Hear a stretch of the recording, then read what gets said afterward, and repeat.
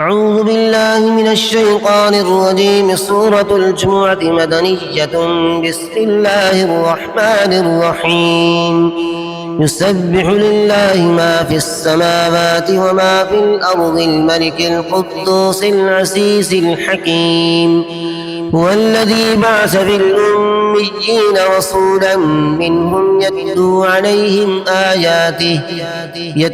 عليهم آياته ويزكيهم ويعلمهم الكتاب والحكمة وإن كانوا من قبل لفي ضلال مبين. وآخرين منهم لما يلحقوا بهم وهو العزيز الحكيم.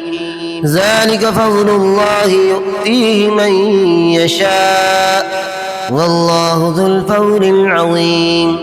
مثل الذين حملوا التوراة ثم لم يحملوها كمثل الحمار يحمل أسفارا. بئس مثل القوم الذين كذبوا بآيات الله والله لا يهدي القوم الظالمين. قل يا أيها الذين هادوا إن زعمتم أنكم أولياء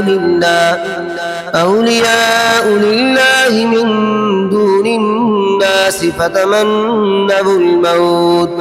فتمنوا الموت إن كنتم صادقين ولا يتمنونه أبدا بما قدمت أيديهم والله عليم بالظالمين. قل إن الموت الذي تفرون منه فإنه ملاقيكم ثم تردون إلى عالم الغيب والشهادة فينبئكم بما كنتم تعملون. يا أيها الذين آمنوا إذا نودي للصلاة من يوم الجمعة فاسعوا إلى ذكر الله وذروا البيع ذلكم خير لكم إن كنتم تعلمون. فإذا قضيت الصلاة فانتشروا في الأرض وابتغوا من فضل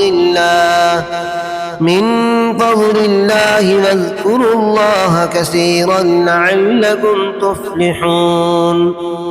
وإذا رأوا تجارة أو لهوا انفضوا إليها وتركوك قائما.